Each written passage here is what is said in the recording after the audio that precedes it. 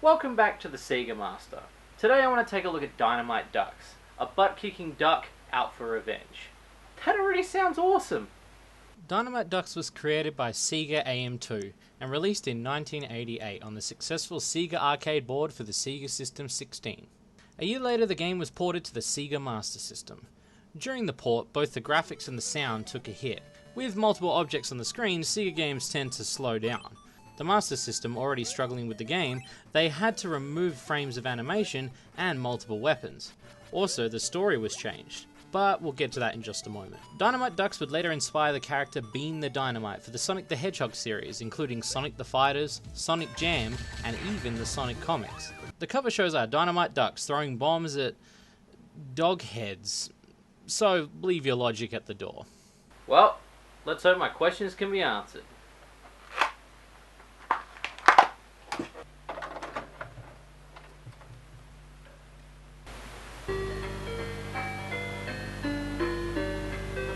As I said before, the story was changed from the Sega port. Here it's about Lucy, our girlfriend, who's been kidnapped, and we are turned into a duck by a cager. And as the back of the game box says, if we don't get her back, we are duck soup. The intro cutscene is nice and simple. That is, until we are presented with something I cannot explain.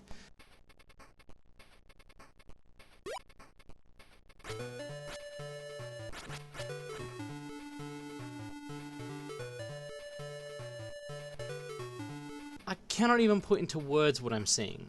That's Colonel Sanders. And they didn't just do this for the console port, it's in the arcade game too. And no, there's no explanation, he's just there. I mean, if this game was Dynamite Chicken, I might understand it, but no, I'm a duck, and that is Colonel Sanders, and this is the only time we see him in the game. Now I know Japan is known for its KFC during Christmas time, it's tradition, but honestly I don't know. The gameplay is much like Battletoads or Streets of Rage, a side-scrolling beat-em-up through the city and country, using your fists, picking up treasure and weapons you find along the way, such as a rocket launcher, bombs, water gun, or machine gun. During your quest you must avoid enemies such as mortar-shooting dogs, bodiless dogs, hordes of mice, skateboarding wolves, bouncing moose, boxing crocodiles, and bosses. Bosses ranging from a giant flame to a giant boulder, all having a weak spot but being protected by a shield of some kind which you must weaken. At this point, if that's what you're questioning is weird, remember, Colonel Sanders is in the game. The art style is quite cartoony, from the facial expressions of the dopey dogs to the weird-looking moose. It seems like every enemy has a personality. Even our sprite animation is quite good, from getting hit to punching. Though the animation work is between 2 to 4 frames each, it works well in its style of gameplay. There is a lot going on, and the quick response of a punch all depends on the frames it takes to connect to the enemy. The music is nice and groovy. Level 1 is a nice walk in the park type of song.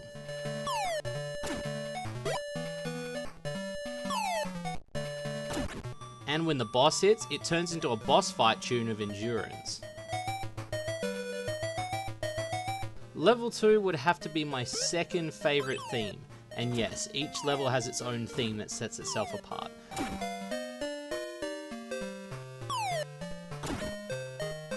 The sound effects are goofy and very suited to the theme, from picking up items and punching. Dynamite Dux is one of those games that I never got to play as a kid, and I wish I did. This game has a great soundtrack, detailed level design from the limited space on the cartridge, great punch-up gameplay, and the difficulty curve is just high enough that I want to keep coming back and trying. Considering the arcade machine would be hard to find nowadays, this would be the next best thing.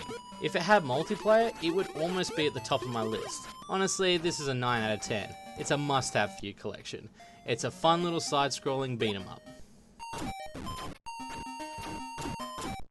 Well, that's it for this episode of the Sega Master. If you like this episode, give it a thumbs up, and if you want to keep up to date with the next episode, don't forget to hit the subscribe button. Catch you guys next time.